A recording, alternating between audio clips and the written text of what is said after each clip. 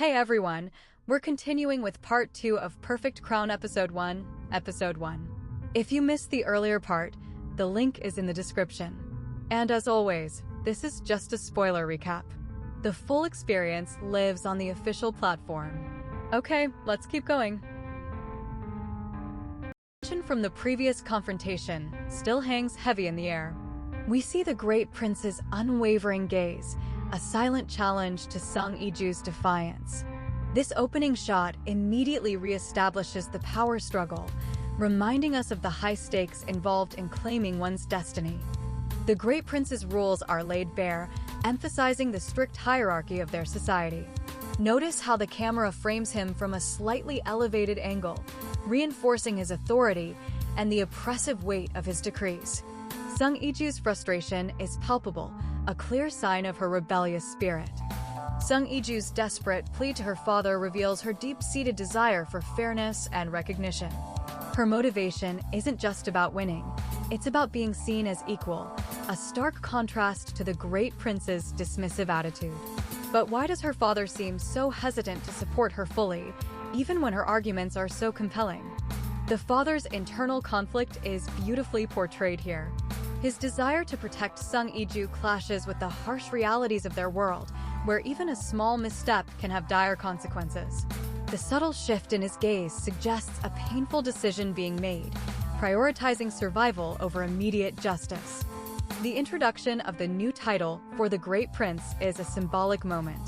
It's not just a name change, it's a reassertion of power, a subtle warning to anyone who might challenge the established order. The camera focuses on the weight of the scroll, emphasizing the burden of leadership and the expectations that come with it.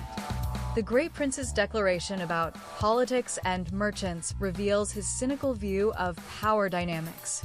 He believes that each group has its place, and that the royal family's role is simply to exist. But is this truly a philosophy of peace, or a veiled attempt to maintain the status quo and prevent any real challenge to his authority? Sung Iju's internal struggle is evident as she grapples with the Great Prince's words. Her motivation to challenge him stems from a deeper understanding of power, not just what it is, but what it can be. The close-up shot emphasizes her determination to redefine her role, not merely accept it. The father's sudden proposal of marriage for Sung Iju is a classic K-drama twist, designed to complicate her path to power. His motivation is clearly strategic, aiming to secure alliances rather than personal happiness. The quick cuts between their faces highlight the immediate tension and the clash of their individual desires. Sung Iju's emotional outburst reveals the depth of her frustration. She feels trapped, her personal desires sacrificed for political gain. Her motivation to resist isn't just defiance, it's a desperate cry for autonomy. But will her father truly force her into a marriage she despises, or does he have a deeper plan in mind? The father's cold, calculated response to Sung Iju's anguish highlights the brutal realities of their world. His motivation is rooted in a pragmatic desire for survival and power, viewing marriage as a tool rather than a bond. The stark contrast between their emotional states underscores the generational divide in their understanding of destiny. The mention of the Great Prince's hidden woman introduces a new layer of intrigue. This foreshadows a potential love triangle or a secret alliance that could either help or hinder Sung Iju's plans. The camera lingers on the secretary's knowing glance, hinting at hidden information. Sung Iju's contemplation of her own beauty and status reveals a moment of self-awareness.